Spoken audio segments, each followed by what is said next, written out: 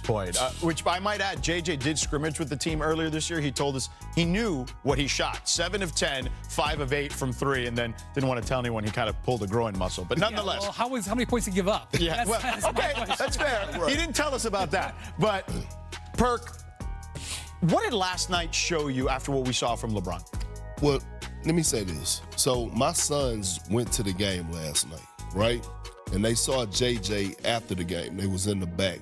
So JJ, they called my wife, and JJ had a message for me. He said, tell your Perk to stop talking ish about me. Right? So guess what, JJ? I'm going to give you your damn flowers today. You've been coaching your ass off. We see the spirit of this team. We see the camaraderie. We see the passion, the energy. I always evaluate LeBron James, not only if he's going to put on these dunks or make these tough shots. No, I look at his body language. He's bought in right now. I'm looking at the DeAndre Ayton, who wasn't getting minutes 2 or 3 weeks ago in the fourth quarter, is now a vital and crucial piece to their success throughout this last stretch. JJ Redick has got the ears back of this locker room again, Wendy. George, he has got the attention. Guys are being stars in their role. He has found the niche and found the space for Marcus Smart, who's been knocking down timely threes, being a decision maker, being a defensive stopper. So when I look at the overall totality of the Lakers, not just LeBron, Luca, the guys playing on the floor, it's the leader, JJ Redick. You good. Look, the standings are important. The streak is interesting and fun, but I'm more interested in the formula. JJ and the Lakers are finding a formula here that can be sustainable. And if you look at what's happened with Luca during this streak, by the way, I want to point out, I got no problem with him talking to fans, especially if a fan is stupid enough to talk to him. Yeah. He hasn't been talking to the referees, okay? And he's doing a lot of scoring. So now, and playing more defense because of it. Yes, and if you look at this is this streak. This is Luca, go up, LeBron, come down a little bit. But just because you're taking less shots, maybe it can be efficient shots. Look at that field goal percentage. He is finding a way to impact the game at both ends. I'm talking about LeBron. Luca is giving more effort defensively. JJ has been holding players accountable defensively. We're seeing the improved way they're doing it. And also, they're healthy. It helps to have options. There's no doubt health has made a difference. But I can now see how the Lakers could win a playoff series. I can now see, quite frankly, how LeBron has a future with this team past this year. If he's going to play like this fits with Austin Reeves and Luca Doncic. This style of play, and JJ and them have worked hard on to develop it. Perk, what do you think about Luca individually and the Lakers ceiling? Let me say this. Luca, in my eyes, is already a top 10 greatest scorer that I've ever seen. When it comes to putting that damn ball in the bucket, we need to have a study and have a conversation on him, right? We somewhat have seen something like this before with James Harden when he was with the Rockets, but the way he puts on the offensive clinic, 3-level score, we know his ability to get to the free throw line, but those tough made 3-point shots and the creation, the separation that he has to do when he gets into his bag, it was daggers. Those threes last night was snatching the soul out of the Rockets in that audience. So again, Luca, his ceiling, he has already led a team to the NBA Finals. I believe the Lakers ceiling is second round, and only because they would have to face OKC or the Spurs. That's it. At this stage of his career, at this age, he's the 3rd highest scorer behind Wilt and Jordan. That's all you got to say about what. Get into the last 5 minutes in a close game. I like the Lakers, but I will say this. They could bring Şengün back tomorrow, and if the Rockets win tomorrow's game and just split this, it's a win for them. The standings are equal, and they win the tiebreak. So Houston, while we can really look at the way they failed last night, and we can praise the Lakers, this can be totally flipped around with a good game tomorrow night. I did walk away from this, though, for Los Angeles saying, Sinead, you know what? This is a real winning streak that they're on right now. Finally, you're starting to see the big three have real chemistry and picking their moments and sharing the basketball. It was that Austin Reeves drop up to LeBron to have the dunk. Those are the things that galvanize your squad. I look at the Houston Rockets and I'm like, typically under Ime Udoka, they're the bullies, they're the dogs. But it felt like the Lakers were the dogs. They were bigger, particularly versus Reed Shepherd, versus versus other opponents. They would literally just mismatch him and then have people go to the rim and they get easy looks. And you talk about defensively now, big caveat, Alperen Sengun did not play, but they held the Rockets to 35 points in the second half, the lowest half that they have had all year long. So I want to see them do it against the big teams, but it was a good Is that a side eye? Oh, what? Bombastic side eye. Not at all. Not at all. Not at all. I like the way the Lakers are playing right now. I do. But you're not too This high seems on- like a butt that is It's not a hanging but. over It's not a but. It's just I agree with you, Wendy. When we start talking about the playoffs, I just it's a different vibe We're not for talking me. about the playoffs. We're talking about No, that's what I said. The streak is great. It's been a great time. It's been a great time. When it's a close game, Yep. the Lakers have a chance. So they just have to try to play in. But I'm just saying, Good last teams and close. night, Houston handed them that. They beat themselves. If they can do it again, Yeah, I'm not a guy that goes out there and says that. On Thursday, we're going to be having another. I'm not a guy that go out there and interesting says that, we beat ourselves and everything. But that was one of those games. Where All right. you Well, beat there yourself. you go. The Lakers, though, they have won 6 in a row, and they're starting to piece something together, even if it comes with a little bit of Iman side-eye. We did also have dueling 40 pieces last night. His first 50-point performance with the Lakers with his first game winner, and then he got some help from Austin Reeves, right? They're 4 games with at least 30 points, 5 rebounds, 5 assists, the third most by any duo in Lakers history. That's pretty impressive. How do they figure this out? We have the best stats team in the business. Alejandro's on the case. Yeah. They did it 3 times this week. Richard, you called this game. I walked by you, the person who flicked the back of your head mid-call. I appreciate that. Was Professional, ladies and gentlemen. your biggest takeaway from the game, sir, was what? That if the Lakers could play a higher level of sustained defense, I think they could actually have a shot because their offense is very good, but it's not an elite offense. You can score a lot of points, but you can't let your offense be what's going to dictate your level of success. And they just don't feel like they have enough defense consistently to be able to do that. They can win, they can dominate, they can do these things, but that's where you see those inconsistencies. You got Marcus Smart as one of your elite defensive players, and then LeBron James diving on the floor. When 2 old G vets are the ones that are making the defensive plays late in game, that just hasn't proven over NBA history to be sustainable. Yeah, I look at it and see the same thing on the defensive end. And it's not a thing where you need individuals to do it, right? You need 5 guys doing it. It's got to be defensive principled. And you can just tell they're not spearheading in that direction right now. The effort comes in spurts. But like he's saying, if you can't put together 48 minutes of some sort of consistent team defense, there's not much we can expect. Watch it away from this game. Look. Yeah. What? Come on, get some excitement for the Lakers. I agree they're not winning the championship. I agree they're not winning the championship, but they got 3 things going for them right now. Their defense was absolutely atrocious for months. For the last, He said we need to be all right, atrocious. for the last 6 weeks, they've been defending better. They've been sort of a middling defensive team. That's glass improvement. half full to me. 2, they've been making threes. Okay, they were a really poor shooting 3-point shooting team for a lot of the season. Last 15 games, they're 3rd in the league in 3-point percentage. Welcome back, AR. Yeah. And Luca Kennard, that helps too. Yeah, and Luca, LeBron, and Reeves, when they played together, were negative for a long stretch. And they figured it out. Over the last few weeks, they've found ways with role changes to get there. Staggering minutes. Yes. Now I'm going to say this road trip coming up, the road going trip. to test them a lot, starting with these 2 games in Houston. Now Sengun is questionable tonight with the sore back, so that's a key when you look at that 44%. Houston's the 3rd best home team in the league, and if Houston wins one of these 2 games, it'll win the tiebreaker. This is really hard. And then look at that Wednesday, Thursday. You guys know to fly west to east on a back-to-back, very difficult. So these next 3 games, very, very difficult. So I'm not going to say the Lakers have arrived, but I do think that they should be praised for how they've rolled up their sleeves and improved their team as the season's gone. And if somehow they're able to go, 4-2 on that road trip? That's a great road trip. That's great. 4-2 road trip. It depends on which 4 they win. If they win the next 2, I will declare the road trip a success. Real talk. Oh, because that of that would get the tiebreaker and push you Correct. 2 games. And they already have the tiebreaker against the Denver Nuggets, and so that could come into an important piece of all of this as well. Brought to you by Marriott Bonvoy. Traveling for game day, make Marriott Bonvoy your home base for pregame moments and post-game stories. Marriott Bonvoy, where game day checks in. So it was a game day check-in for the Lakers at about 4 or 5 in the morning yesterday in Miami when they get in after being in Houston. And then all of a sudden you hear, wait, All three of their big guys are going to play. Good for them. Second night of a back-to-back. LeBron at 41 years old, Luca and Austin Reeves. And they beat Miami last night, 134-126. Miami was up early in this game by double digits. They were playing without their two best wing defenders in Andrew Wiggins and then Jaime Jaquez Jr. So they really had no one to guard Luca, and it showed last night. He had 60 points.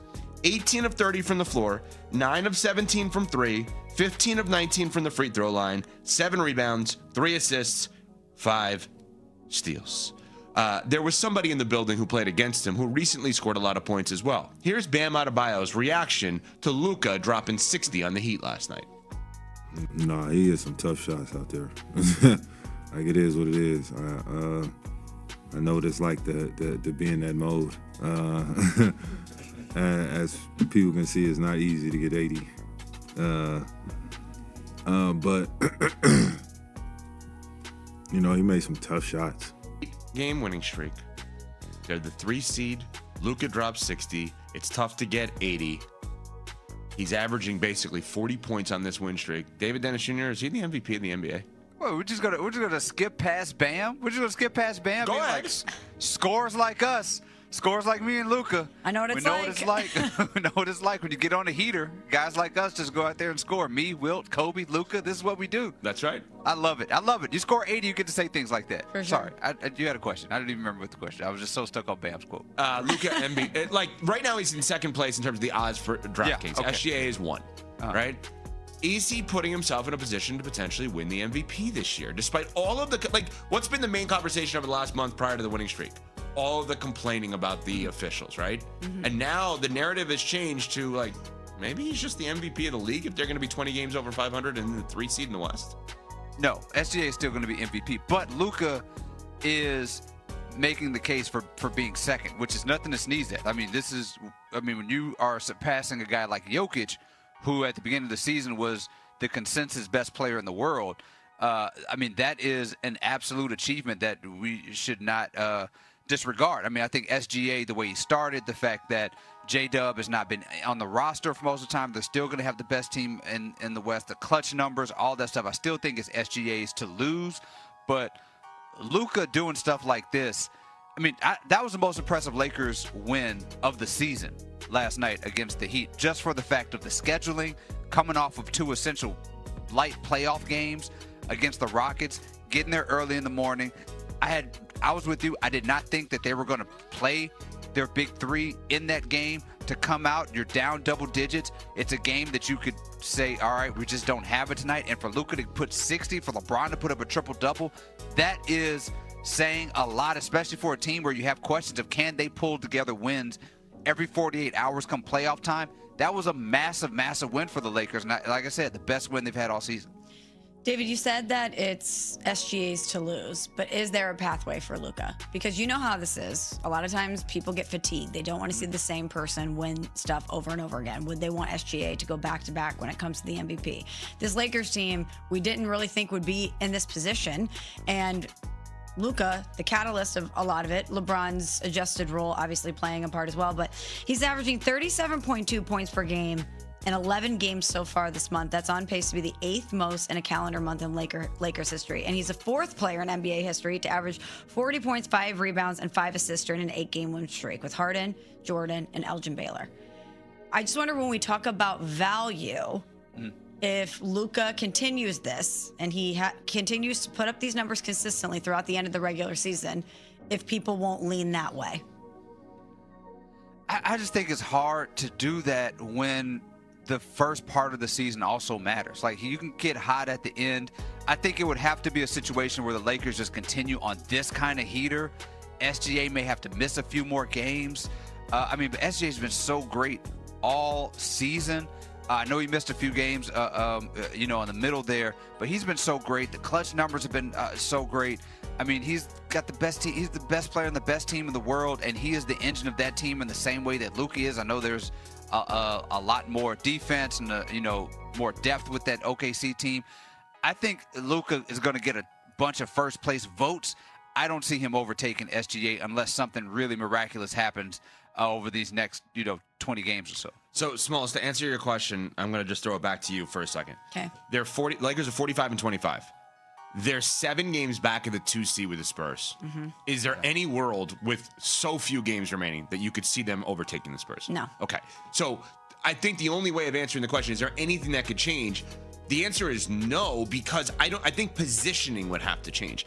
And that's why I think the one guy who could change our viewpoint of all of this, the guy that I've been saying should be higher in consideration for MVP, is Jaylen Brown. Because I think the Celtics, because of the unfortunate injury, lung collapse with Cade Cunningham, the Celtics have a legit shot, maybe not a likely one, but a legit shot of getting the number 1 seed in the Eastern Conference. If the Boston Celtics get to the number 1 seed in the Eastern Conference, Jaylen Brown should be the MVP of the NBA. Also, I have another question on this. I have made the decision as a sports fan and media member that I will not consider a non-quarterback for MVP in the NFL. Okay? That's just me. I don't have a vote, but I will not consider it because of the value of that position. Should I consider, as a fan and a media member, a non-defender as an MVP in the NBA? Like, Luka's been unbelievable. He's unstoppable. He annihilated my team last night. My fans in Miami, there's a huge Slovenian population because we learned that when Goran Dragic was there, but they're cheering MVP. That's embarrassing. Let's be honest. Like, the road fans cheering MVP for or the home fans cheering for a road player. It's embarrassing. Banner day for you. Yeah, really. In sports. Yeah. Anyway, so the point is, can I really consider him an MVP if he doesn't even play? Is that fair? Well, so there have been some sort of number juking as of late to sort of make it that Luka is not as bad defensively, right? We have the numbers of on isolations, 0.9 points allowed, things like that. I've watched some of those isolation plays. They're not as isolation-y as one would say. So I do not think he's a great defender, but there are some numbers and things to indicate that he is not as bad as the rep that he has been getting. So if you make that argument with these 40-point games, you can elevate him. I don't think that Jaylen Brown should be above Luka. I actually am wondering if Jaylen Brown is going to make first-team All-NBA with the way that the players are right now. So I mean, I don't see a pathway for Jaylen Brown skipping over these people, especially when part of the reason they're probably going to be number 1 is because of Tatum coming back, which may fairly or unfairly hurt the perception of Jaylen Brown as somebody carrying this squad. I don't. Tatum's only back because Brown got them good enough for him to come back. Yeah, but to David's point, a lot of times we'll have recency bias. 60 points on the road. Second night of a back-to-back. After sleeping maybe 3 hours in a Miami hotel. And the home crowd, people wearing white jerseys, people who paid to watch their team win, stopped everything they were doing and started chanting his name for the MVP award. That is where we are right now with this Lakers team. 8 wins in a row, 11 in the last 12. And something happened tonight in that building that I genuinely believe no one in this league was fully prepared for. Not the Heat, not the analysts, not even us.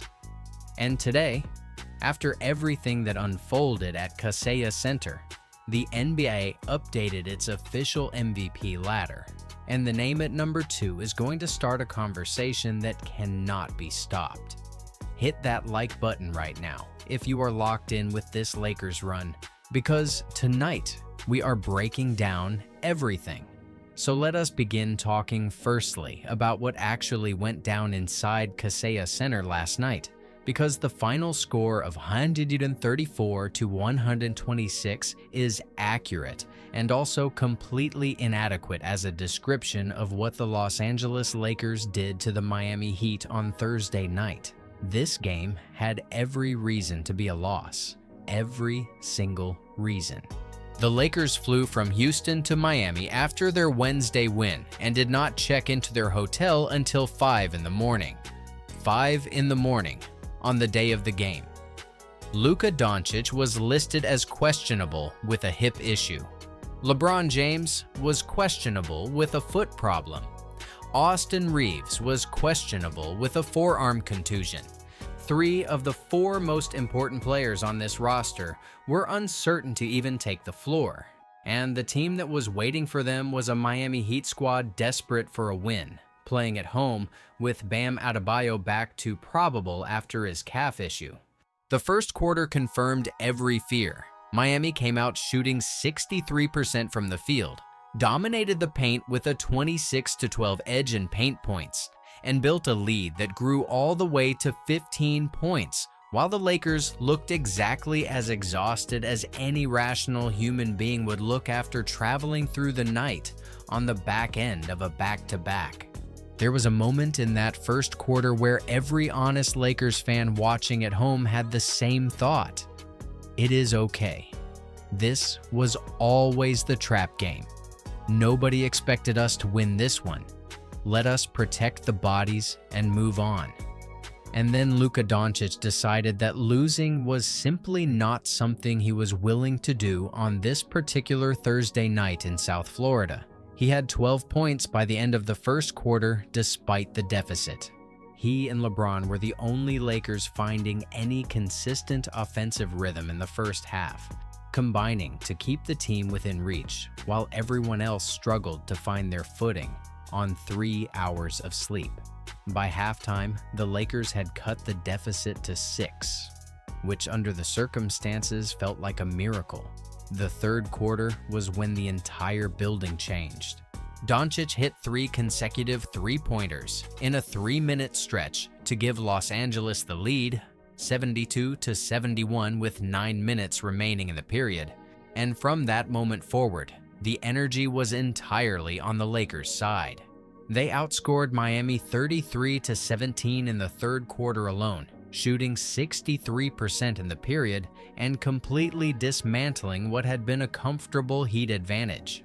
By the time the fourth quarter started, the Lakers were up by 9, and Luca had somewhere between 40 and 50 points on the board depending on which moment you checked the scoreboard, and what followed in that final period was the kind of closing performance that you simply bookmark on your phone and send to every person who has ever doubted this team.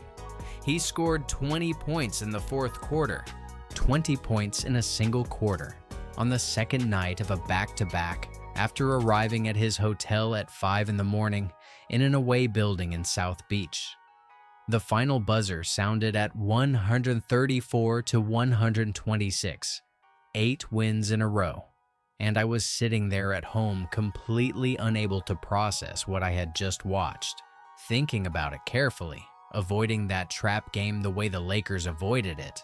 With character, with resilience, with a refusal to use fatigue as an excuse, is exactly the kind of thing that separates teams that make noise in the playoffs from teams that disappear when the pressure gets real. Now, the line was 60 points, and that number needs to be broken down with the care and the historical respect it deserves. Because what Luca Doncic produced on Thursday night was not just a big scoring game. It was one of the rarest statistical combinations in the recorded history of professional basketball. He finished 18 for 30 from the field, 9 for 17 from three-point range, and 15 for 19 from the free throw line, adding 7 rebounds, 3 assists, and 5 steals across 38 minutes of action. That specific combination, 60 or more points, 9 or more three-pointers made, 5 or more steals in a single game, has never been done before. Not once. Not by Michael Jordan, not by Kobe Bryant, not by LeBron James, not by Wilt Chamberlain, not by anyone in the 80-year history of this league. Luca Doncic is literally the only player who has ever done that in one game. Beyond the uniqueness of the combination, the efficiency alone makes this one of the rarest 60-point games ever recorded. Only 8 players in NBA history have ever scored 60 or more points on 30 or fewer field goal attempts, a list that includes Nikola Jokic, Giannis Antetokounmpo, Damian Lillard, James Harden twice, Karl Malone, and Bernard King. And Doncic now joins that group by scoring exactly 60 on exactly 30 attempts. He broke the all-time scoring record for any opposing player in Miami Heat franchise history, surpassing James Harden's 58 points from February 2019. He set the new Lakers single-season record for three-pointers made, reaching 232 in just 58 games, eclipsing D'Angelo Russell's previous mark of 226. He became the 7th Laker in franchise history to score 60 or more points in a single game, joining Kobe Bryant, who did it 6 times, Elgin Baylor, Wilt Chamberlain, Jerry West, George Mikan, and Shaquille O'Neal. And the last Laker to do it before Doncic was Kobe Bryant on April 13th of 2016 in his retirement game. Nearly 10 years between 60-point games in Lakers history, and Luca ended that gap on the road in Miami on 3 hours of sleep. This was also his 3rd career game with at least 60 points, his 3rd and his 100th and 101st through 160th combined points across the back-to-back, because 40 on Wednesday in Houston plus 60 on Thursday in Miami equals 100 points in less than 24 hours from any human being on the planet. I believe that when the full history of this Lakers era is written, the 48-hour stretch in Houston and Miami in March of 2026 will be one of the first chapters. The moment that every single fan watching will carry with them forever happened with 14.8 seconds left on the clock and the game already decided. Luca Doncic stepped to the free throw line needing one of 2 free throws to reach 60 points. And the Miami Heat home crowd, a building full of people in white jerseys who had just watched their team get eliminated from the game by this man, began chanting, "MVP, MVP, MVP." Not one section, not a polite acknowledgement, the whole building, together, rhythmically, completely unprompted by any public address announcement or on-screen graphic. Luca missed the first free throw, stepped back from the line, smiled quietly to himself, the smile of a man who genuinely cannot believe what is happening around him, composed himself, and made the second, 60. In his own words after the game, he got a lot of goosebumps. He said that is what every player wants to hear. He said it made his heart happy seeing his teammates react. Marcus Smart stepped to the microphone and said something that every fan in that building and watching from home already knew. When Luca gets into those modes, it is a sight to see, and you do not want to miss it. And JJ Redick, before the game even started, had refused to say the word MVP in his pregame comments, calling it only the M-word conversation, sarcastically stumping for his player while pretending to be restrained about it. After the game, Redick did not hold back. He called it a superhero performance. He said Luca kept them afloat early, made big shots, made tough shots, made the right reads. He said when Luca gets going like that, you just let him go. Thinking about it carefully, the MVP chant from a hostile road crowd is worth 10,000 column inches of analytical debate, because it means the recognition has transcended team loyalty and reached the place where everyone, regardless of affiliation, is simply forced to acknowledge greatness when they are standing directly in front of it. And while the entire arena was being held hostage by Luca's scoring, LeBron James was quietly doing something that deserved its own headline, its own celebration, and its own moment of collective appreciation from every fan of this sport. Except that 60 points have a way of making everything else invisible, even historically extraordinary things. LeBron finished with 19 points, 15 rebounds, and 10 assists, a triple-double, his second of the season, on a night where he started 7 for 7 from the field and extended his recent shooting streak to 21 made field goals out of his last 22 attempts across 3 games. That alone would be the story of most games.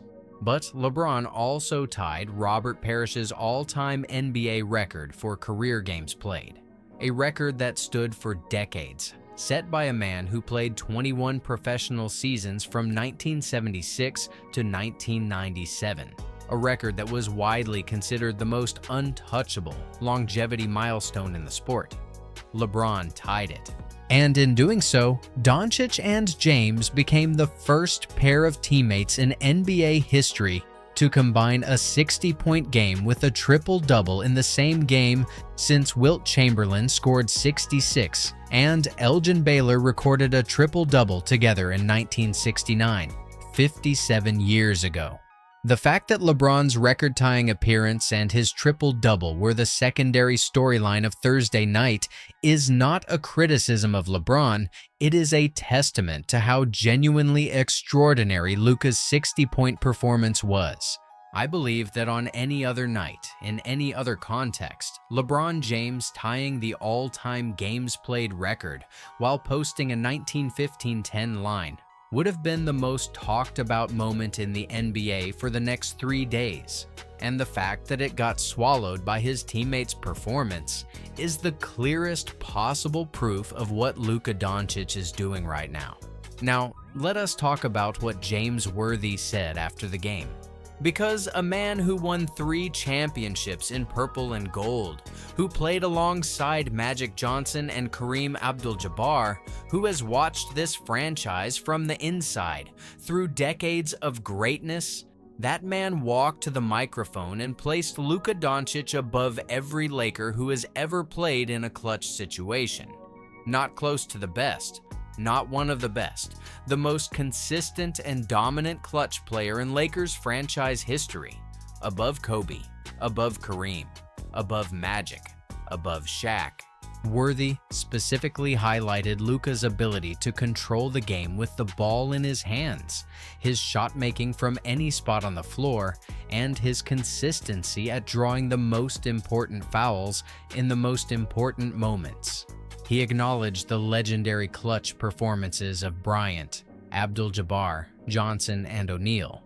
He did not erase them, but said that no Laker has ever done what Doncic does, as consistently and as dominantly in the biggest moments of the biggest games. I know there are fans in this fan base for whom any comparison that touches Kobe Bryant's legacy feels like a provocation, and I respect that completely. What I will say is that James Worthy, a Hall of Famer who was there for Magic and Kareem, who competed alongside the greatest players of his generation, is not a man who says reckless things for attention. When he chooses those specific words about a player in his first full season with the franchise, it carries a gravity that deserves to be taken seriously rather than dismissed. Thinking about it carefully, Worthy is not telling us that the legends were lesser. He is telling us that something genuinely new is being built in Los Angeles, and that the clutch performances of this particular player are writing a chapter in this franchise's history that has no direct precedent. We also cannot talk about this winning streak honestly without talking about JJ Redick, because Kendrick Perkins went on national television this week and gave our head coach the recognition that the outside world has largely refused to give him.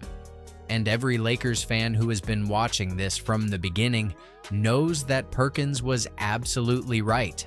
Perkins said directly, "JJ, I am going to give you your flowers today. You have been coaching your behind off." He walked through everything Redick rebuilt after the dark stretch in February. 5 losses in 7 games, internal tensions, DeAndre Ayton complaining about his role, the quiet but visible fractures that were threatening to break this season apart. And then he went through what the other side looks like. Ayton, who was not getting fourth quarter minutes as recently as a few weeks ago, now described as a vital and crucial piece of the team's closing lineup.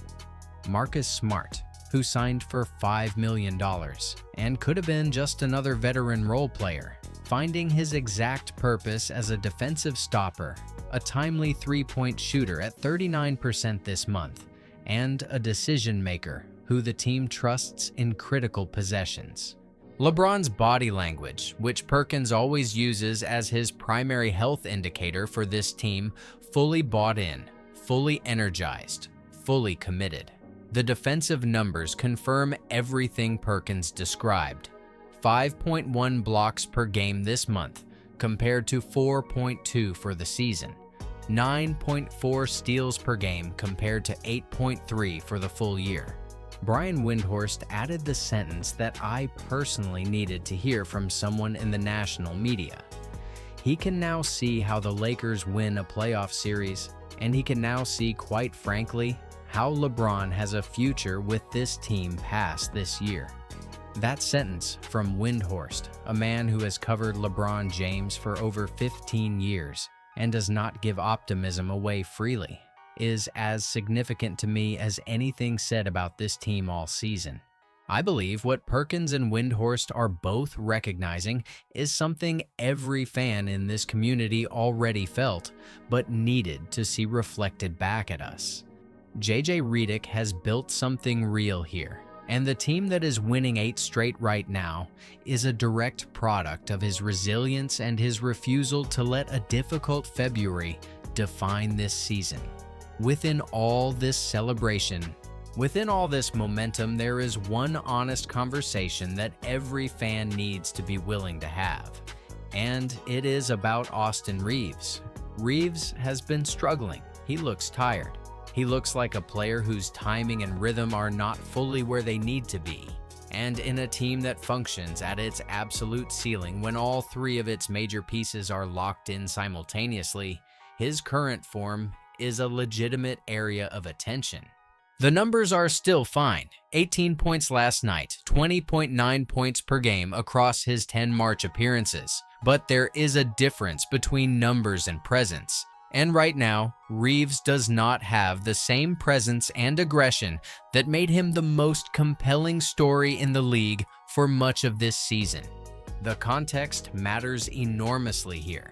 He missed extended time with injury, came back and had to go from 0 to 100 almost immediately because LeBron was also dealing with a nagging issue and has been sustaining a high level of effort through one of the most physically demanding stretches of the schedule.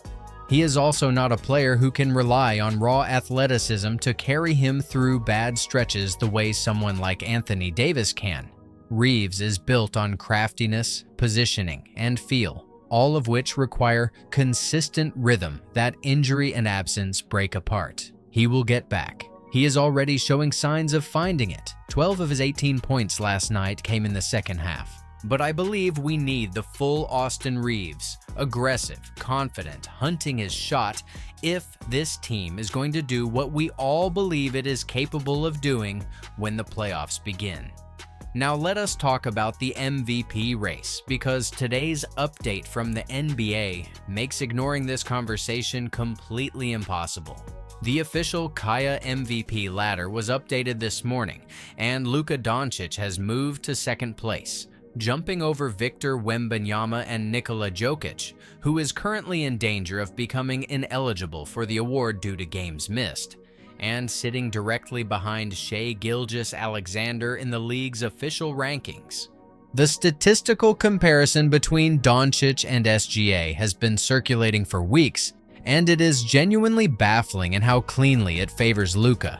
Doncic leads in points per game, rebounds per game, assists per game, steals per game, and three-pointers made, while his individual plus-minus of plus 8.1 is identical to SGA's. The primary counter-argument for Gilgeous-Alexander has been and remains team success.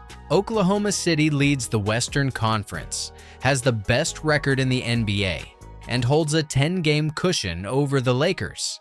That is a real argument.